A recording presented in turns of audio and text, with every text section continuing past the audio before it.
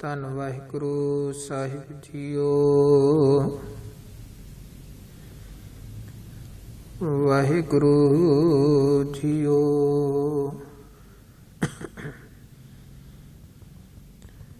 ਮੇਰੇ ਸਤਿਗੁਰਾ ਹਉ ਤੁਧ ਵਿਟੋਂ ਕੁਰਬਾਨ, ਤੇਰੇ ਦਰਸ਼ਨ ਕਉ ਬਲਿਹਾਰਣੈ, ਤੁਸ ਦਿੱਤਾ ਅੰਮ੍ਰਿਤ ਨਾਮ। ਤੇਰੇ ਦਰਸ਼ਨ ਕਉ ਬਲਿਹਾਰਣੈ, ਤੁਸ ਦਿੱਤਾ ਅੰਮ੍ਰਿਤ ਨਾਮ। ਜਪ ਤਪ ਸੰਜਮ ਧਰਮ ਨਾ ਕਮਾਇਆ, ਸੇਵਾ ਸਾਧ ਨਾ ਜਾਣਿਆ ਹਰਿ ਰਾਇਆ। ਕਹੋ ਨਾਨਕ ਹਮ ਨੀਚ ਕਰਮਾ, ਸ਼ਰਨ ਪਰੇ ਕੀ ਰਾਖੋ ਸ਼ਰਮਾ। ਕਹੋ ਨਾਨਕ ਹਮ ਨੀਚ ਕਰਮਾ, ਸ਼ਰਨ ਪਰੇ ਕੀ ਰਾਖੋ ਸ਼ਰਮਾ। ਤੇਰੇ ਕਵਨ ਕਵਨ ਗੁਣ ਕਹਿ ਗਾਵਾਂ, ਤੂੰ ਸਾਹਿਬ ਗੁਣੀ ਨਿਧਾਨਾ। ਤੁਮਰੀ ਮਹਿਮਾ ਬਰਨ ਨਾ ਸਾਕੂੰ, ਤੂੰ ਠਾਕੁਰ ਊਚ ਭਗਵਾਨਾ। ਤੁਮਰੀ ਮਹਿਮਾ ਬਰਨ ਨਾ ਸਾਕੂੰ, ਤੂੰ ਠਾਕੁਰ ਊਚ ਭਗਵਾਨਾ।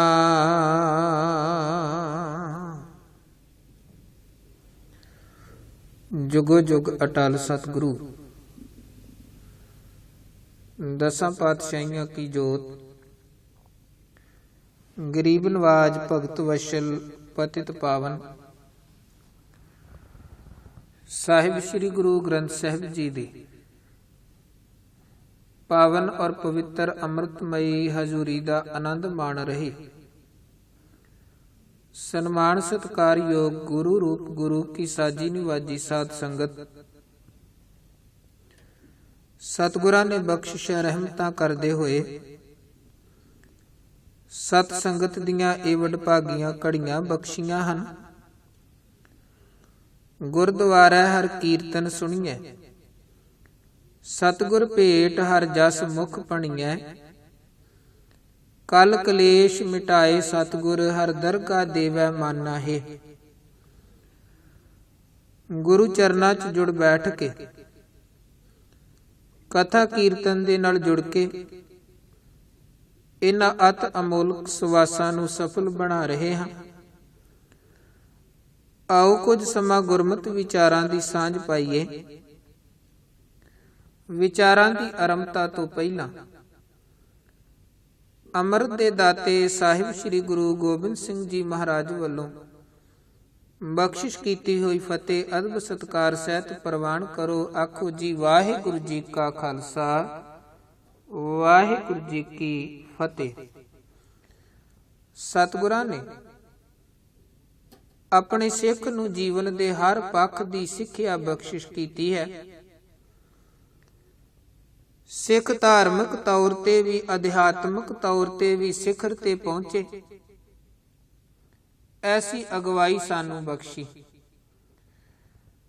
ਆਰਥਿਕ ਤੌਰ ਤੇ ਵੀ ਸਿੱਖ ਦੀ ਕਿਰਤ ਧਰਮ ਦੀ ਕਿਰਤ ਹੋਵੇ, ਇਹ ਸੇਧ ਗੁਰੂ ਨੇ ਸਾਨੂੰ ਬਖਸ਼ਿਸ਼ ਕੀਤੀ ਹੈ। ਰਾਜਨੀਤਿਕ ਤੌਰ ਤੇ ਵੀ ਸਿੱਖ ਤੋੜਨ ਵਾਲੀ ਨਹੀਂ ਬਲਕਿ ਜੋੜਨ ਵਾਲੀ ਔਰ ਮਨੁੱਖਤਾ ਦੇ ਭਲੇ ਵਾਲੀ ਰਾਜਨੀਤੀ ਕਰੇ, ਐਸਾ ਉਪਦੇਸ਼ ਬਖਸ਼ਿਆ।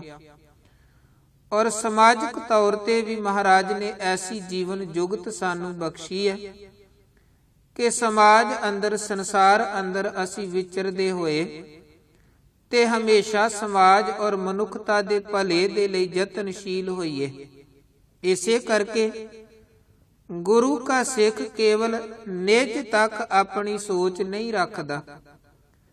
ਸਾਡੀ ਸੋਚ ਕੇਵਲ ਸਾਡੇ ਆਪਣੇ ਘਰ ਪਰਿਵਾਰ ਤੱਕ ਸੀਮਿਤ ਨਹੀਂ ਹੈ, ਬਲਕਿ ਗੁਰੂ ਕੇ ਸਿੱਖ ਦੇ ਲਈ ਸਾਰਾ ਸੰਸਾਰ ਹੀ ਸਿੱਖ ਦਾ ਪਰਿਵਾਰ ਹੈ।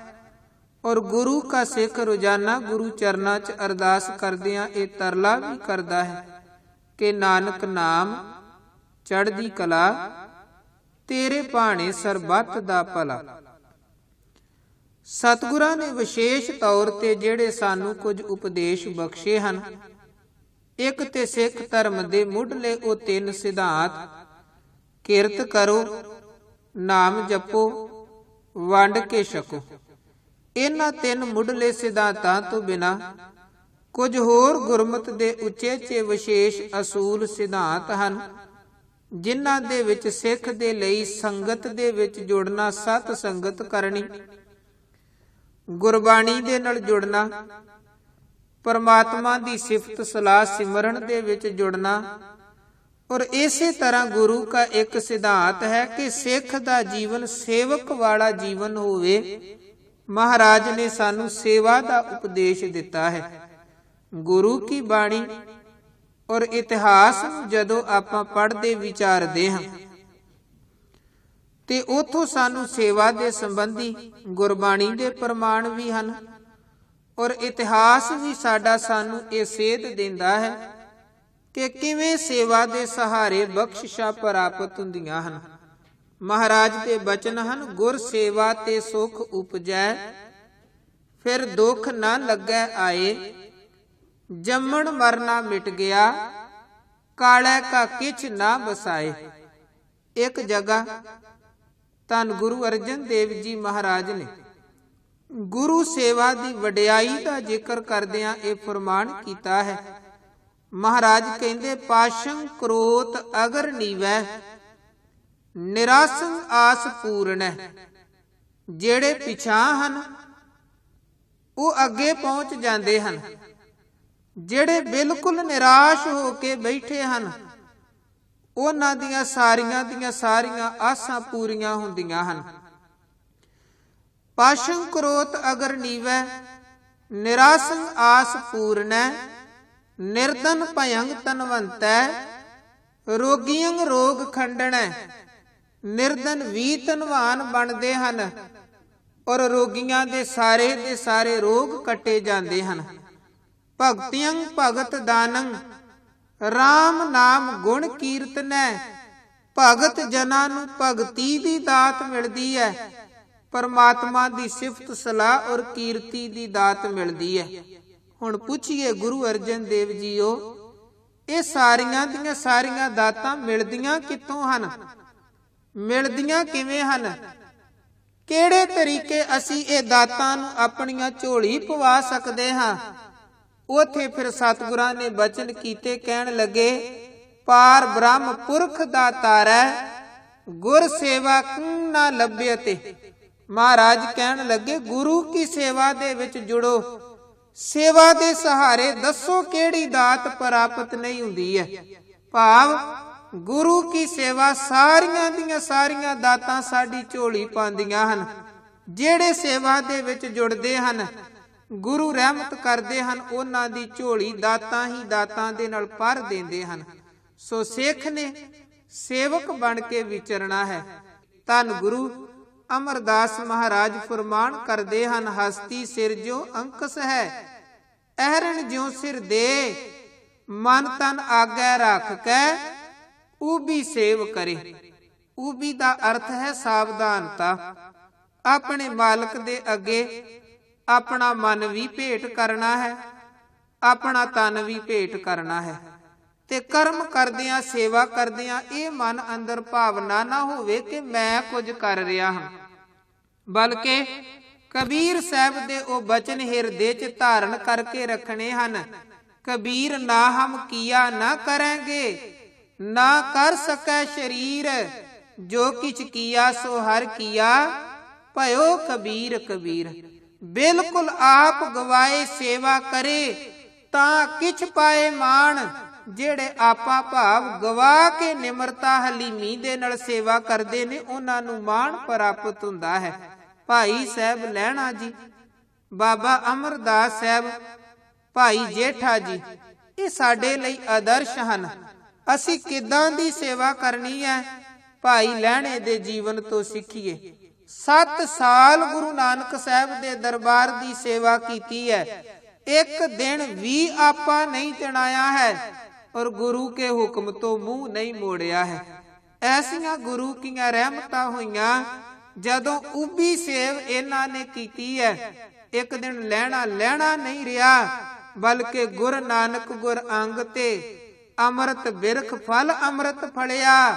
ਜੋਤੀ ਜੋਤ ਜਗਾਇਨ ਦੀਵੇ ਤੇ ਜਿਉ ਦੀਵਾ ਬਲਿਆ।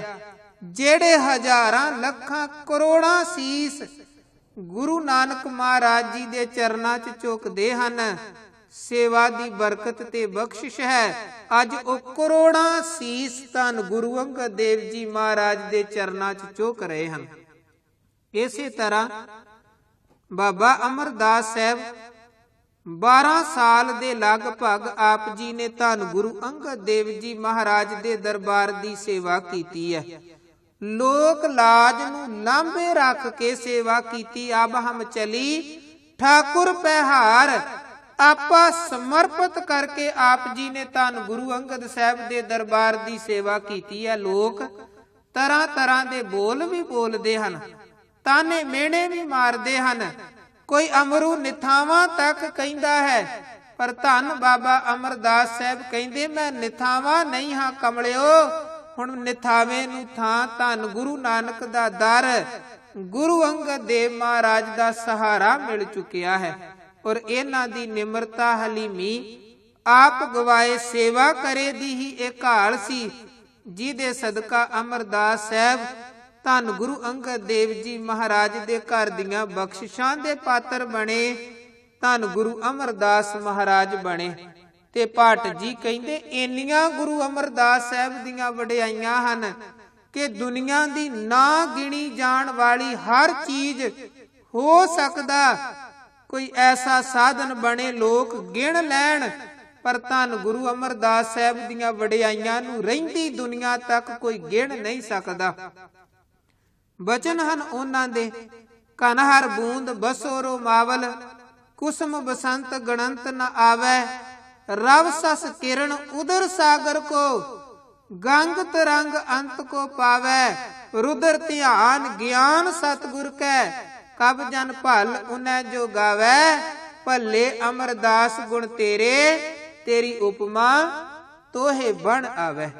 किवें ए मान प्राप्त होया गुरु अमरदास की अकथ कथा है, एक जी कछ कही ना जाई सेवा दे सहारे। ਇਸੇ ਤਰ੍ਹਾਂ ਭਾਈ ਸਾਹਿਬ ਜੇਠਾ ਜੀ, ਭਾਈ ਜੇਠੇ ਦਾ ਜੀਵਨ ਸਾਨੂੰ ਇੱਕ ਵਿਚਾਰ ਹੋਰ ਸਿਖਾਉਂਦਾ ਹੈ ਕਿ ਸੇਵਾ ਕਰਦਿਆਂ ਕਰਦਿਆਂ ਨਾਲ ਅੰਦਰ ਨਿਰਮਲ ਭਾਵਨਾ ਦਾ ਹੋਣਾ ਵੀ ਜ਼ਰੂਰੀ ਹੈ। ਕਿਉਂਕਿ ਵੱਧਾ ਚੱਟੀ ਜੋ ਭਰੇ, ਨਾ ਗੁਣ ਨਾ ਉਪਕਾਰ। ਸੇਤੀ ਖੁਸ਼ੀ ਸਵਾਰੀ ਹੈ ਨਾਨਕ ਕਾਰਜ ਸਾਰ। ਧੰਨ ਗੁਰੂ ਅਮਰਦਾਸ ਥੜਾ ਬਣਾਉਣ ਦਾ ਹੁਕਮ ਕਰਦੇ ਨੇ ਭਾਈ ਜੇਠੇ ਨੂੰ, ਭਾਈ ਰਾਮੇ ਨੂੰ। ਦੋਵਾਂ ਥੜੇ ਬਣਾਏ। ਹਜੂਰ ਕਹਿਣ ਲੱਗੇ, ਚੰਗੇ ਨਹੀਂ, ਢਾਓ ਤੇ ਦੁਬਾਰਾ ਬਣਾਓ। ਭਾਈ ਜੇਠੇ ਨੇ ਹੱਸਦਿਆਂ ਹੱਸਦਿਆਂ ਥੜਾ ਢਾ ਦਿੱਤਾ, ਪਰ ਭਾਈ ਰਾਮੇ ਨੇ ਬੜੇ ਤਰਕ ਕੀਤੇ, ਜੀ ਚੰਗਾ ਤੇ ਹੈ, ਇਦੋਂ ਚੰਗਾ ਹੋਰ ਕੀ ਬਣੇਗਾ। ਖੈਰ ਥੜਾ ਉਹਨਾਂ ਵੀ ਢਾ ਦਿੱਤਾ। ਦੂਜੇ ਦਿਨ ਧੰਨ ਗੁਰੂ ਅਮਰਦਾਸ ਫੇਰ ਕਹਿਣ ਲੱਗੇ ਕਿ ਥੜੇ ਚੰਗੇ ਨਹੀਂ ਹਨ, ਢਾਓ ਤੇ ਦੁਬਾਰਾ ਬਣਾਓ। ਦੂਜੇ ਦਿਨ ਭਾਈ ਜੇਠੇ ਨੇ ਫੇਰ ਹੱਸ ਕੇ ਥੜਾ ਢਾ ਦਿੱਤਾ। ਭਾਈ ਰਾਮੇ ਨੇ ਫੇਰ ਅਨੇਕਾਂ ਸਵਾਲ ਕੀਤੇ, ਤਰਕ ਕੀਤੇ। ਤੀਜੇ ਦਿਨ ਥੜੇ ਬਣਾਏ ਗਏ। ਧੰਨ ਗੁਰੂ ਅਮਰਦਾਸ ਕਹਿਣ ਲੱਗੇ, ਥੜੇ ਫੇਰ ਚੰਗੇ ਨਹੀਂ ਬਣੇ, ਭਾਈ ਜੇਠਾ ਜੀ ਥੜਾ ਢਾ ਦਵੋ। ਭਾਈ ਜੇਠੇ ਨੇ ਹੱਥ ਜੋੜੇ ਕਿਹਾ, ਮਹਾਰਾਜ ਮੈਂ ਅਗਿਆਨੀ ਭੁੱਲਣਹਾਰ, ਤੁਸੀਂ ਚੰਗੀ ਸੇਵਾ ਲੈਣਾ ਚਾਹੁੰਦੇ ਹੋ, ਪਰ ਮੈਂ ਤੁਹਾਡੀ ਯੋਗ ਸੇਵਾ ਨਹੀਂ ਕਰ ਪਾ ਰਿਹਾ ਹਾਂ, ਕਿਉਂਕਿ ਅਲਪ ਮਤ ਹੈ। ਦੂਜੇ ਪਾਸੇ ਭਾਈ ਰਾਮਾ, ਉਹਨਾਂ ਨੂੰ ਸਤਿਗੁਰੂ ਕਹਿੰਦੇ ਹਨ, ਥੜਾ ਢਾਓ ਤੇ ਦੁਬਾਰਾ ਬਣਾਓ। ਤੇ ਭਾਈ ਰਾਮਾ ਕਹਿੰਦੇ ਹਨ, ਮੈਂ ਥੜਾ ਚੰਗਾ ਬਣਾਇਆ ਹੈ। ਮਹਾਰਾਜ ਤੁਹਾਨੂੰ ਹੀ ਦੇਖਣ ਤੇ ਸਮਝਣ ਦੇ ਵਿੱਚ ਭੁਲੇਖਾ ਲੱਗ ਰਿਹਾ, ਜਾਂ ਬਜ਼ੁਰਗੀ ਕਰਕੇ ਸਮਝ ਨਹੀਂ ਪੈਂਦੀ ਪਈ ਹੈ। ਹੁਣ ਦੇਖੋ, ਸੇਵਾ ਦੋਵਾਂ ਦੀ ਬਰਾਬਰ ਹੈ, ਪਰ ਸੇਵਾ ਕਰਦਿਆਂ ਅੰਦਰ ਨਿਰਮਲ ਭਾਵਨਾ ਦਾ ਹੋਣਾ ਬੜਾ ਜ਼ਰੂਰੀ ਹੈ।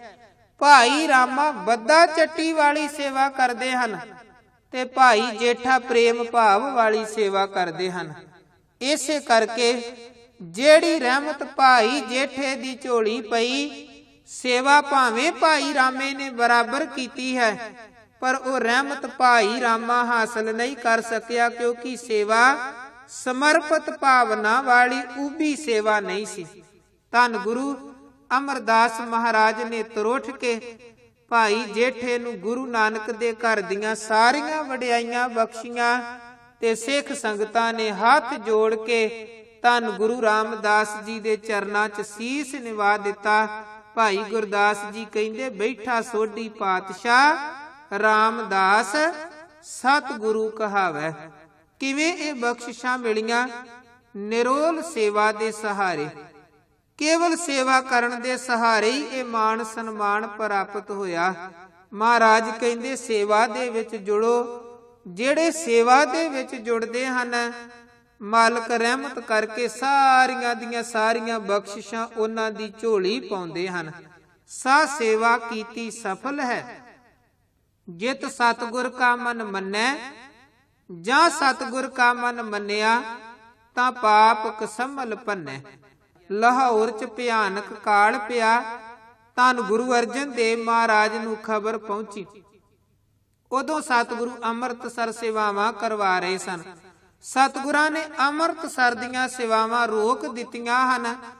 8 ਮਹੀਨੇ ਲਾਹੌਰ ਰਹਿ ਕੇ, ਲਾਹੌਰ ਦੇ ਜਿਹੜੇ ਲੋਕ ਭੁੱਖ ਪਿਆਸ ਕਰਕੇ, ਬਿਮਾਰੀਆਂ ਕਰਕੇ ਮਰਦੇ ਪਏ ਸਨ, ਹਜੂਰ ਨੇ ਉਹਨਾਂ ਦੀ ਸੇਵਾ ਕੀਤੀ ਹੈ। ਤੇ ਜੇ ਕਿਸੇ ਨੇ ਪੁੱਛਿਆ, ਮਹਾਰਾਜ ਹਰਮੰਦਰ ਸਾਹਿਬ ਦੀ ਸੇਵਾ ਰੁਕੀ ਪਈ ਹੈ, ਸਤਿਗੁਰੂ ਕਹਿਣ ਲੱਗੇ, ਉਹ ਇਮਾਰਤ ਤੇ 6 ਮਹੀਨੇ ਬਾਅਦ 'ਚ ਵੀ ਬਣ ਸਕਦੀ ਹੈ, ਪਰ ਜਿਹੜੇ ਆ ਸਰੀਰ ਰੂਪੀ ਹਰਮੰਦਰ ਢਹਿ ਢੇਰੀ ਹੋ ਰਹੇ ਨੇ, ਇਹਨਾਂ ਨੂੰ ਬਚਾਉਣਾ ਪਹਿਲਾਂ ਜ਼ਰੂਰੀ ਹੈ।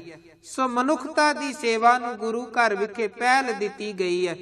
ਇਸੇ ਸੇਵਾ ਨੂੰ ਮੁੱਖ ਰੱਖਦਿਆਂ ਹੀ ਧੰਨ ਗੁਰੂ ਨਾਨਕ ਸਾਹਿਬ ਨੇ ਲੰਬੀਆਂ ਲੰਬੀਆਂ ਉਦਾਸੀਆਂ ਕੀਤੀਆਂ ਨੇ। ਭਾਈ ਗੁਰਦਾਸ ਸਾਹਿਬ ਕਹਿੰਦੇ, ਬਾਬਾ ਦੇਖੈ ਧਿਆਨ ਧਰ, ਜਲਤੀ ਸਭ ਪ੍ਰਿਥਵੀ ਦਿਸ ਆਈ। ਬਾਝੋਂ ਗੁਰੂ ਗੁਬਾਰ ਹੈ ਕਰਦੀ ਸੁਣੀ ਲੁਕਾਈ। ਬਾਬੇ ਭੇਖ ਬਣਾਇਆ ਉਦਾਸੀ ਦੀ ਰੀਤ ਚਲਾਈ, ਚੜਿਆ ਸੋਧਣ ਧਰਤ ਲੁਕਾਈ। ਕੇਵਲ ਮਨੁੱਖਤਾ ਦੀ ਸੇਵਾ ਦੇ ਲਈ ਧੰਨ ਗੁਰੂ ਨਾਨਕ ਸਾਹਿਬ ਨੇ ਆਪਣੇ ਘਰ ਪਰਿਵਾਰ ਦਾ ਮੋਹ ਤਿਆਗਿਆ। ਹਜ਼ਾਰਾਂ ਰੁਲ ਰਹੇ ਪ੍ਰਾਣੀਆਂ ਨੂੰ ਆਪਣਾ ਸਹਾਰਾ ਬਖਸ਼ਿਸ਼ ਕੀਤਾ। ਭਾਵੇਂ ਇਹ ਸੇਵਾ ਕਰਦਿਆਂ ਰੇਤ ਅੱਕ ਆਹਾਰ ਕਰ, ਰੋੜਾਂ ਕੀ ਗੁਰ ਕਰੀ ਵਿਛਾਈ। ਬੜੀਆਂ ਪਰੇਸ਼ਾਨੀਆਂ ਮਹਾਰਾਜ ਨੂੰ ਤਨ ਤੇ ਹੰਡਾਉਣੀਆਂ ਪਈਆਂ, ਪਰ ਗੁਰੂ ਨਾਨਕ ਮਹਾਰਾਜ ਨੇ ਪਰਵਾਹ ਨਹੀਂ ਕੀਤੀ, ਮਨੁੱਖਤਾ ਦੀ ਸੇਵਾ ਕੀਤੀ ਹੈ। ਭਾਈ ਕਨਈਆ ਜੀ ਗੁਰੂ ਕਲਗੀਧਰ ਮਹਾਰਾਜ ਜੀ ਦੀ ਅਸੀਸ ਲੈਂਦੇ ਹਨ। ਕਾਰਨ ਕੀ ਹੈ ਕਿ ਉਹ ਕਿਸੇ ਮੋਹ ਵਸ ਹੋ ਕੇ ਕਿਸੇ ਨੂੰ ਪਾਣੀ ਨਹੀਂ ਪਿਆਰੇ, ਆਪਣੇ ਧੜੇ ਨੂੰ ਪਾਣੀ ਨਹੀਂ ਪਿਆਰੇ, ਬਲਕਿ ਉਹ ਸਾਰਿਆਂ ਦੇ ਵਿੱਚ ਨਿਰੰਕਾਰ ਦੀ ਜੋਤ ਵੇਖ ਕੇ ਮਨੁੱਖਤਾ ਨੂੰ ਸਾਹਮਣੇ ਰੱਖ ਕੇ ਸੇਵਾ ਪਏ ਕਰਦੇ ਹਨ। ਜੇ ਸ਼ਿਕਾਇਤ ਵੀ ਸਿੱਖਾਂ ਨੇ ਕੀਤੀ ਤੇ ਭਾਈ ਕਨਈਆ ਜੀ ਕਹਿਣ ਲੱਗੇ, ਮਹਾਰਾਜ ਮੈਨੂੰ ਤੇ ਰੂਹ ਦਰ ਹਰ ਜਿਸਮ ਗੁਰੂ ਗੋਬਿੰਦ ਸਿੰਘ, ਨੂਰ ਦਰ ਹਰ ਚਸ਼ਮ ਗੁਰੂ ਗੋਬਿੰਦ ਸਿੰਘ। ਹਰ ਰੂਹ ਔਰ ਹਰ ਅੱਖ ਦੇ ਨੂਰ ਦੇ ਵਿੱਚੋਂ ਤੁਸੀਂ ਦਿਖਾਈ ਦਿੰਦੇ ਹੋ। ਮਨੁੱਖਤਾ ਦੀ ਸੇਵਾ ਕਰਨ ਦਾ ਇਹ ਵਿਸ਼ੇਸ਼ ਗੁਣ ਸਤਿਗੁਰਾਂ ਨੇ ਸਿੱਖਾਂ ਨੂੰ ਬਖਸ਼ਿਸ਼ ਕੀਤਾ ਹੈ। ਅੱਜ ਤੱਕ ਭਾਵੇਂ ਉਹ ਕਸ਼ਮੀਰ ਦਾ ਇਲਾਕਾ ਹੈ, ਭਾਵੇਂ ਉਹ ਸੁਨਾਮੀ ਜਦੋਂ ਆਈ ਸੀ, ਜਾਂ ਫਿਰ ਜਦੋਂ ਉੱਤਰਾਖੰਡ ਦੇ ਵਿੱਚ ਭਿਆਨਕ ਦੌਰ ਆਇਆ ਹੈ, ਗੁਰੂ ਕੇ ਸਿੱਖਾਂ ਨੇ ਉਦੋਂ ਦਿਲ ਖੋਲ ਕੇ ਮਨੁੱਖਤਾ ਦੀ ਸੇਵਾ ਕਰਦੇ ਹੋਏ ਗੁਰੂ ਨਾਨਕ ਮਹਾਰਾਜ ਜੀ ਦੇ ਸਿਧਾਂਤਾਂ ਤੇ ਪਹਿਰਾ ਦਿੱਤਾ ਹੈ। ਇੱਕ ਸੇਵਾ ਹੈ ਗੁਰੂ ਕੀ ਸੇਵਾ, ਸੰਗਤ ਦੀ ਸੇਵਾ। ਗੁਰ ਕੇ ਗ੍ਰਹਿ ਸੇਵਕ ਜੋ ਰਹੈ, गुर की आज्ञा मन में सहै, आपस को कर कछ न जनावै, हर हर नाम हृदय सद ध्यावै, मन बेचे सतगुर के पास, तिस सेवक के कारज रास, सेवा करत होए निहकामी, तिसको होत प्राप्त स्वामी। गुरु की सेवा है गुरु के हुक्म नू मनना। महाराज कहंदे सेवक सिख ते बड़े आउंदे हन, पर प्रवान केड़ा पैंदा है जिहड़ा हुक्म मनदा है। सेवक सिख पूजन सब आवे, सब गावे हर हर उत्तम बाणी, गाविया सुनिया तिनका हर थाए पावै, जिन सतगुर की आज्ञा सत सत कर मानी। इसी तरह एक सेवा है परमात्मा दी सेवा, हर की टहल कमावणी, जपिए प्रभ का नाम। परमात्मा दी सेवा है परमात्मा दे सिमरन च जुड़ना। हजूर कहंदे जिन सेविया तिन पाया मान, नानक गाविया गुणी निधान। सतगुरां ने सानू एक सेवक वाला जीवन बख्शिया है। भाई गुरदास साहब कहंदे मुर्दा होए मुरीद, ना गली होवना, साबर सिदक शहीद भरम पौ खोवना। बिल्कुल सिख ने मुर्दा हो के सेवा करनी है, और जेड़े एदां दी बिरती दे नाल सेवा करदे हन, वाशनावां तो रहत हो के सेवा करदे हन, उन्हां नूं मान सन्मान भी हमेशा मिलदा आया है। सिख इतिहास दी घटना है। सरदार नवाब सिंह ਜਿਹੜੇ ਸੰਗਤ ਦੇ ਵਿੱਚ ਪੱਖਾ ਚੱਲਣ ਦੀ ਸੇਵਾ ਕਰਦੇ ਹਨ, ਲੰਗਰ ਦੀ ਸੇਵਾ ਕਰਦੇ ਹਨ, ਘੋੜਿਆਂ ਦੀ ਲਿੱਦ ਉਠਾਉਣ ਦੀ ਸੇਵਾ ਕਰਦੇ ਹਨ।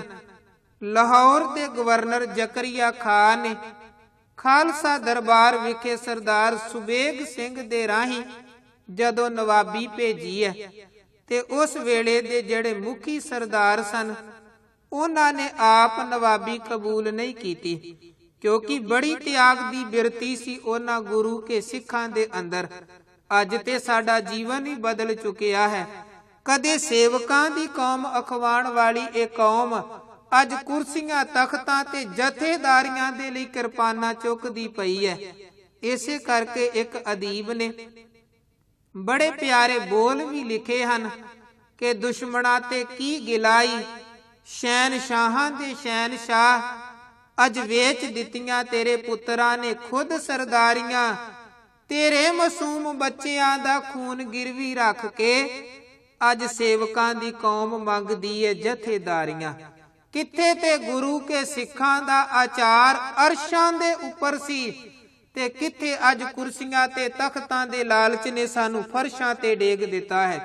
ਕਿੱਥੇ ਤੇ ਦੂਜੇ ਗੁਰੂ ਕੇ ਸਿੱਖਾਂ ਨੂੰ ਆਪ ਨਵਾਬੀਆਂ ਤੇ ਬਾਦਸ਼ਾਹੀਆਂ ਦੇਣ ਦੇ ਲਈ ਤਿਆਰ ਸਨ, ਤੇ ਗੁਰੂ ਕੇ ਯੋਧੇ ਕਹਿੰਦੇ ਸਨ ਖਾਲਸਾ ਕਿਸੇ ਦਾ ਦਿੱਤਾ ਰਾਜ ਨਹੀਂ ਲੈਂਦਾ, ਬਲਕਿ ਸਾਨੂੰ ਤੇ ਗੁਰੂ ਕਲਗੀਧਰ ਮਹਾਰਾਜ ਨੇ ਸ਼ਹਿਨਸ਼ਾਹੀਆਂ ਬਖਸ਼ੀਆਂ ਨੇ, ਅਸੀਂ ਕਿਸੇ ਦੂਜੇ ਦਾ ਦਿੱਤਾ ਰਾਜ ਕਿਉਂ ਲਈਏ। ਸਾਡਾ ਗੁਰੂ ਤੇ ਕਹਿ ਕੇ ਗਿਆ ਹੈ ਕਿ ਰਾਜ ਕਰੇਗਾ ਖਾਲਸਾ, ਆਕੀ ਰਹੇ ਨਾ ਕੋਏ।